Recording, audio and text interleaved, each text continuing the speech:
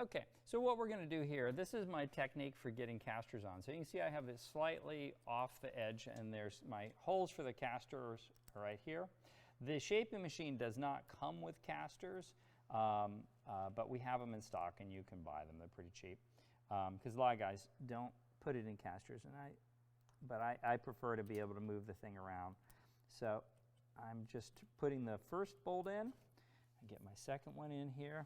You can also put leveling feet, so it's designed so you can put a leveling foot and a caster in so that you can move it around and then lift the leveling foot to stabilize it. But in our case, we're just going to run it with the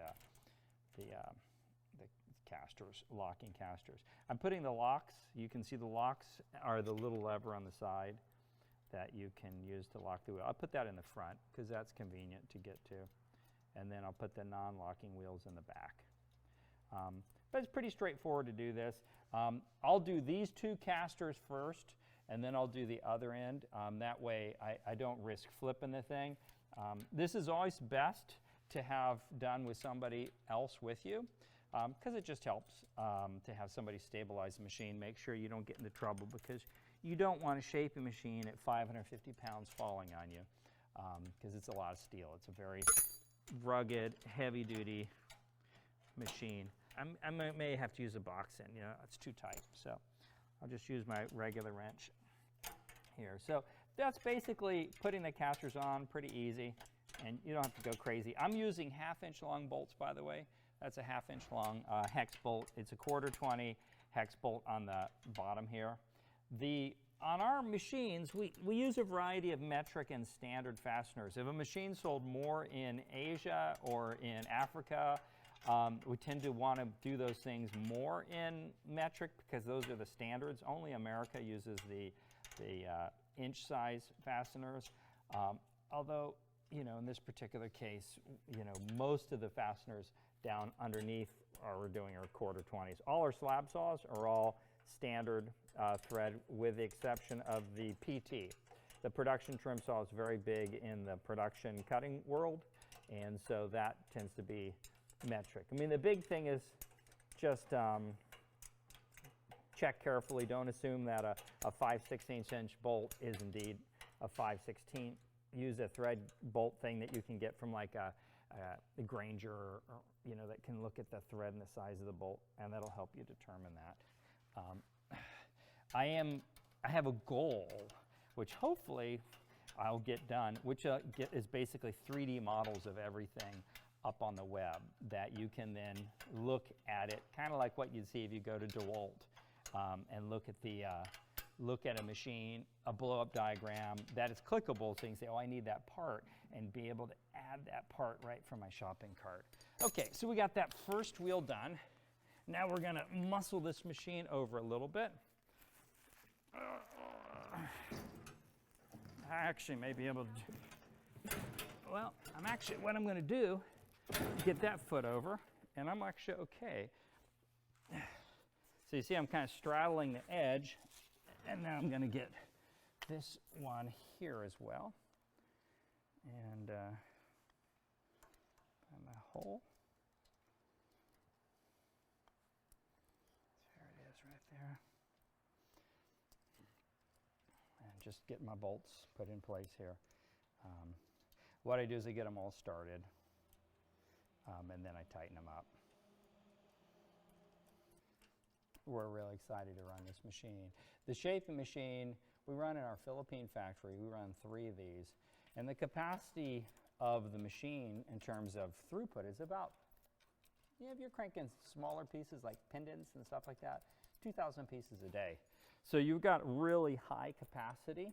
And one of the things that's really cool about this is because of the automation of it, it really allows folks that are doing production here in America, where the labor cost is higher, utility cost is higher, to really compete on international scale for unique stones, like a higher quality, made in America type of basis. And that's a lot of what our focus has been on. I mean, even though we're making our machines over in Asia, it's not practical to make them here. And I'll do a video about that shortly to talk about why, because a lot of people ask me that question.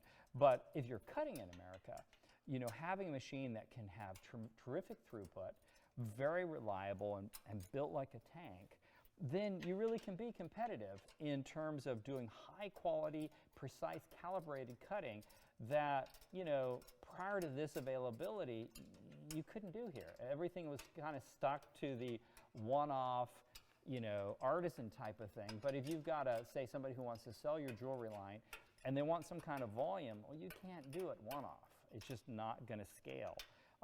This really begins to put technology in people's hands, similar to like our high-speed sphere machine. The high-speed sphere machine, you know, your capacity on that machine is significant. You know, we can do start to finish over 125 balls a week per high-speed sphere machine. The cycle time for doing a sphere really drops a lot. And we'll be doing some videos as soon as I get a high-speed machine on the floor here. I'll be shooting some videos about that.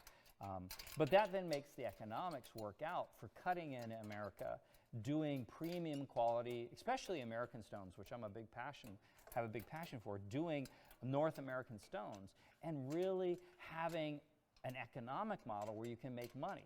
Because that's the big challenge for a lot of people is if you count your time as being worth anything and you don't have tools like the shaping machine to be able to really move quickly, you're highly limited on your ability to make money and to do your passion.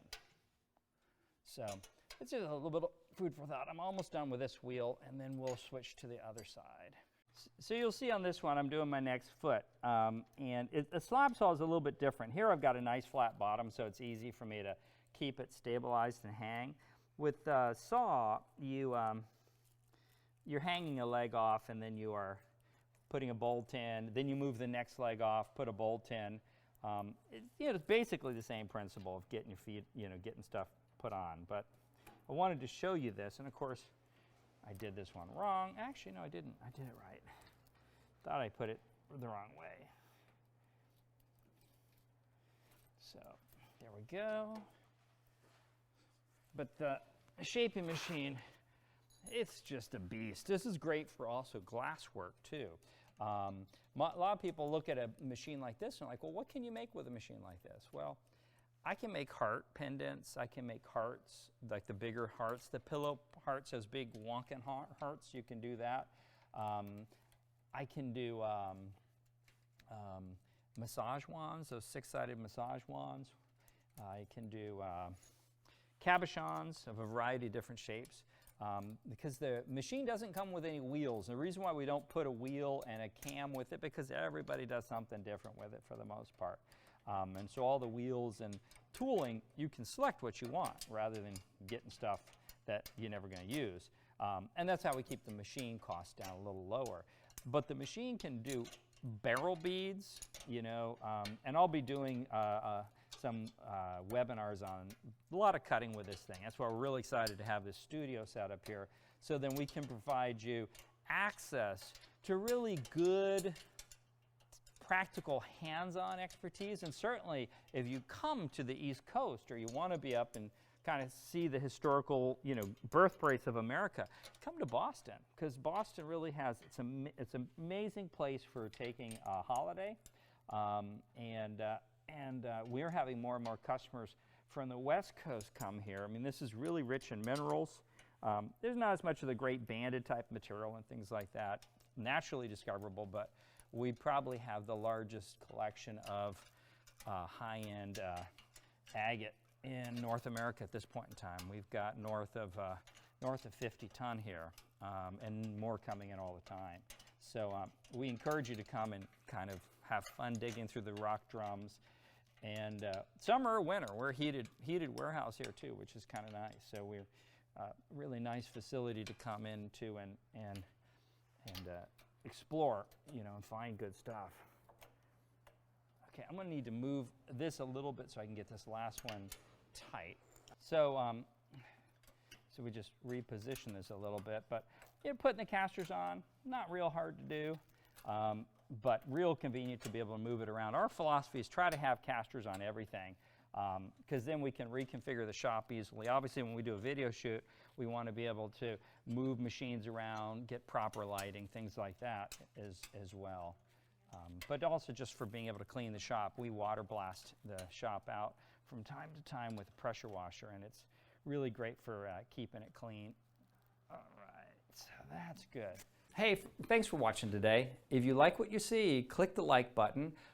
Subscribe if you want to get more videos like this, and down below in the description you'll find a link that goes to our website. It goes to also what we showed you today, more information about that, and leave comments if there's things that you like, if there's things that you want us to do more on, if there's videos that you want us to shoot that we haven't shot. We're very open to that. We're really looking for ways to help you be successful in your endeavors with the tools and technologies that we create, as well as any other aspect of the hobby.